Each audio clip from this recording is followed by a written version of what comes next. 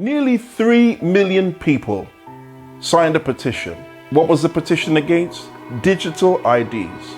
But despite them signing this petition and handing it in to the UK government, the government of Keir Starmer has turned around and says, it doesn't matter. We are still going to roll out digital IDs because we're dealing with a migrant crisis. Is this really about a migrant crisis? Or is it a convenient time to push an agenda which has been rejected several times in the past? Stay tuned and let's connect the dots together as we discover what could potentially be going on.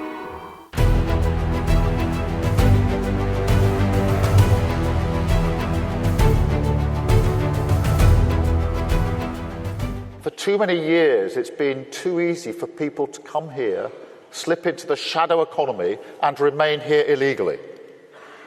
Because, frankly, we've been squeamish about saying things that are clearly true. This government will make a new free-of-charge digital ID mandatory for the right to work by the end of this Parliament. Let me spell that out. You will not be able to work in the United Kingdom if you do not have digital ID. It's as simple as that. Welcome to another edition of the Intelligence Report. And today we're going to speak about the rollout of digital IDs in the UK and what potentially that could mean, not just for the UK, but Europe, Australia, and even America. What some are not really connecting is the fact that not only are digital IDs being rolled out, but for some reason at the same kind of time, we're talking about the rollout of CBDCs. Central bank digital currencies could be a digital version of money, a bit like a digital banknote. They are backed by the state and they offer finality when transactions are settled. Programmability.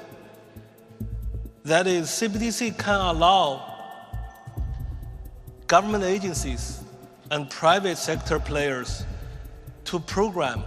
Those money can be precisely targeted for what kind of people can own and what kind of use. The money would be programmed to be released only when something happened. You could think, for example, of giving your children pocket money, but programming the money so that it couldn't be used for sweets. The central bank will have absolute control, and also we will have the technology to enforce that. Digital ID. Some form of digital identification will ultimately be needed for the integrity of a CBDC-based payment system. We will have some traces of the transactions. And in this sense, CBDCs are an idea whose time has come. Our shared objective is to ensure that CBDCs will be grounded in long-standing commitments to transparency, the rule of law, and sound economic governance. Now, if you know anything about China, China has a system with a social media platform called WeChat. WeChat is a social media platform that the Chinese not only use as social media like Facebook, but they are also known to use it to make payments. And the social media that they use has a score. And I don't know if any of you have watched Black Mirror, which is a show on Netflix, but one of the episodes kind of talks about this kind of social media score and was warning that this potentially was not just going to be in China, but would definitely be coming to the West.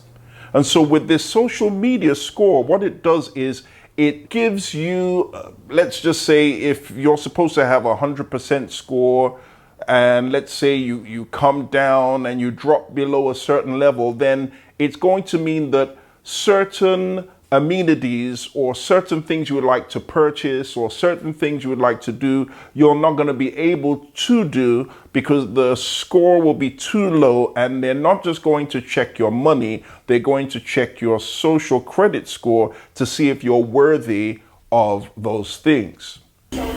Today in China, There are some 600 million surveillance cameras, one for every 2 citizens, able to track people's movements down to the minute.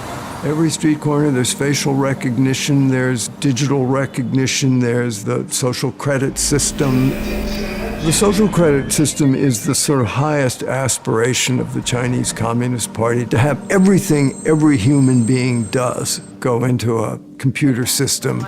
And with AI and all sorts of other sophisticated programming, you can know exactly where a person is because he'll have bought something with a credit card or a digital payment system. His car will have gone down a highway. Every kilometer, there's a camera taking pictures of your license plate. They will know everything about everybody real time. This creates a kind of a techno-autocratic system that's unprecedented and with which we've had no experience. You're not allowed to jaywalk in China. They have facial recognition cameras in every sidewalk, and what they do is if you jaywalk when the light is red, it'll scan your face and it'll deduct money automatically from your bank account, and they'll display you on a big LED board calling you a criminal. All done automatic, massive surveillance, massive control. It gets so crazy that in certain places of Shanghai, you're only allowed to walk in one direction. If you walk in the opposite direction, they scan your face, deduct money from your bank account, and if you don't have money in your bank account, social credit score gets removed. It has trialled the technology, now it's to begin using it for real. Scotland Yard says facial recognition cameras will be vital in spotting criminal suspects and missing and vulnerable people. Police say the system won't retain images of anybody not on a watch list. Every image that is looked at by the technology, if there is no match, it's instantaneously deleted. So it's a momentary comparison. If it's not a match, it's instantaneously deleted.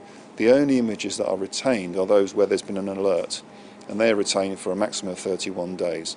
But privacy campaigners say the move is a stain on the new government's human rights record.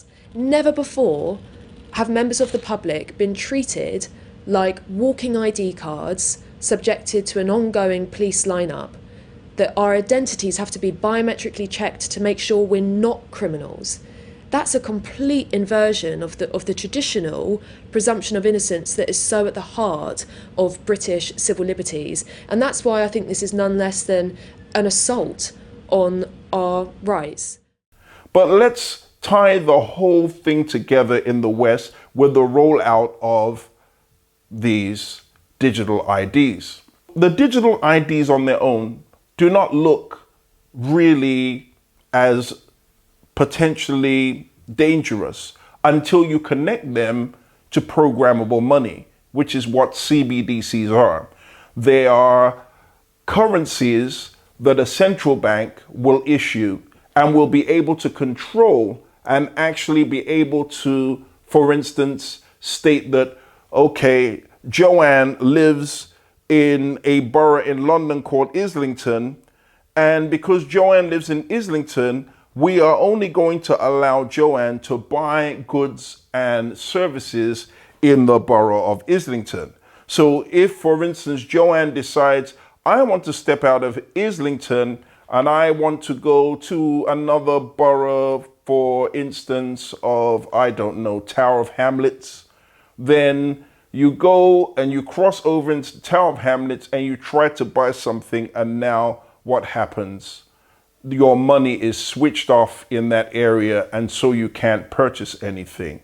And if you try to even get any transportation to that destination, you can't. Why? Because the money has now put you in the confines of a digital area, which means you cannot move except that somebody helps you, either drives you to a location, pays for whatever you're going to do on outside of the boundaries of where you are. And even if they try to do that, all of their transactions are being monitored to see what they are spending money on. And so people will be probably less likely to be as generous as they are now.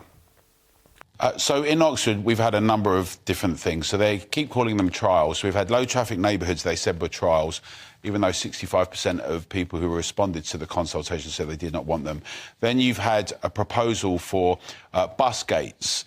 and bus gates, when they've put the proposal, without getting too complex, for the traffic plan for Oxfordshire County Council they intertwine that with the idea of a 20-minute neighbourhood. But basically, the bus gates mean you can have 70 passes to drive if you're local, 100 passes a year. But if you're not, you can't, and there's a ring road you have to go around. Slightly different in Bath, where you have a ring of steel, they call it, very lovely name, and you have low traffic neighbourhoods as well.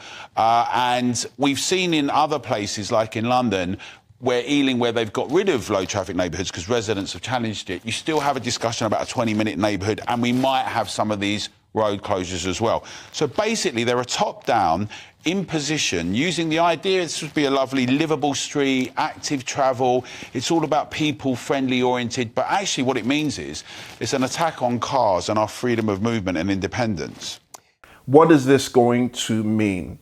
It is going to mean a kind of digital prison for people who are living in the West. And this is one of the reasons why I've been saying people need to get up and get out of the West. Because this type of control within the hands of a few is going to determine where the many are able to go. Now, the other thing we've got to understand with this digital ID system is nobody really cares if you sign on to it.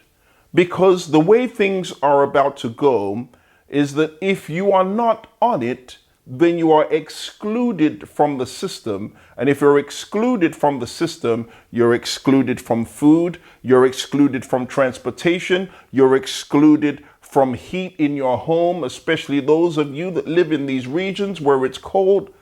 But can you imagine if you're in a place on the continent of Africa or in South America and you're living in a rural area near a farm? It's not going to bother you if somebody switches the money off, because you can always go to the farm and get yourself some food. You can always use your solar panels and get yourself some light. You can always move around freely in these kind of areas. Why? Because Big Brother hasn't got that much control there. I'm not saying the control is not coming to these regions, because it is coming eventually. But it's going to take a longer time for the infrastructure of what the Bible calls. I know some of you always saying, oh, we don't want to hear about this Bible stuff. Well, I'm sorry, the Bible predicted this already. The infrastructure of the beast is going to take its time to be set up in certain places in the world. But places that are built up, and this is why I keep saying to those of you who say, oh, Ghana's not good enough for me, and places that are, not extremely developed is not for me, and so I want to run to somewhere that looks like the US. Well, if you're running to a place like the US that is well built up, you're going to run into the same system of CBDCs and digital IDs, and which will have you in a place of vulnerability where if you don't have those things, you are excluded from the basic amenities of life. So choose. Do you want to be under control? Because whether you like it or not, it's as if the petitions of the masses have fallen on deaf ears. Why? Because they plan to do this all along. And all they need, and I'm not saying that they will do this, but all they really need is one major catastrophe or pandemic to take place in the earth. I'm just going to posit this. Could you imagine if there is something similar to SARS-CoV that was out in 2019, and they say there is a disease on cash and nobody can use cash?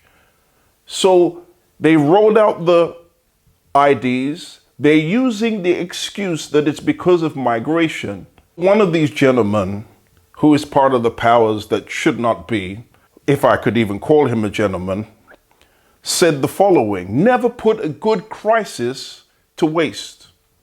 You never want a serious crisis to go to waste. And what I mean by that, it's an opportunity to do things that you think you could not do before.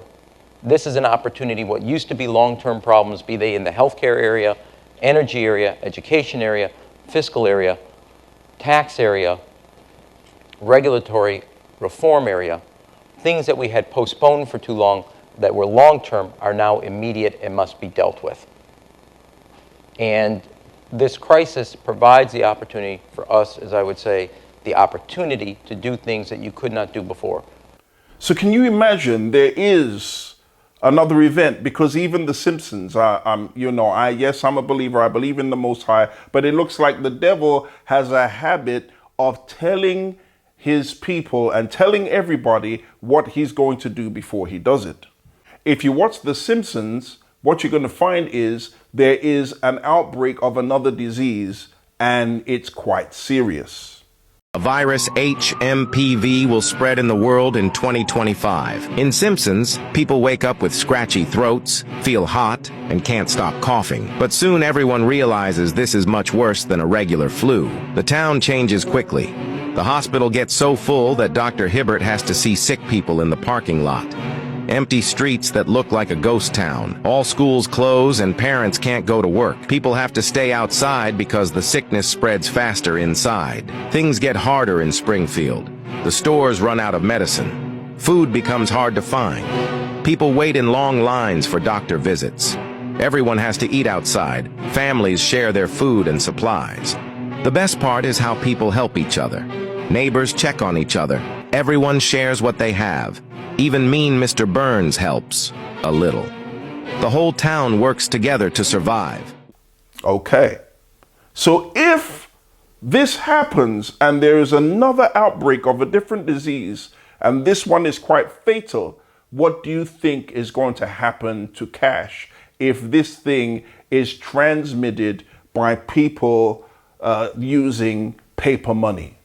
Suddenly you're going to find the convenience of digital money all over the planet, and the rollout of CBDCs and the net of control and the noose being tightened around people's necks to keep them under control, because that is how the totalitarian stranglehold takes a grip over the lives of people. I could be wrong. I'm just positing a theory.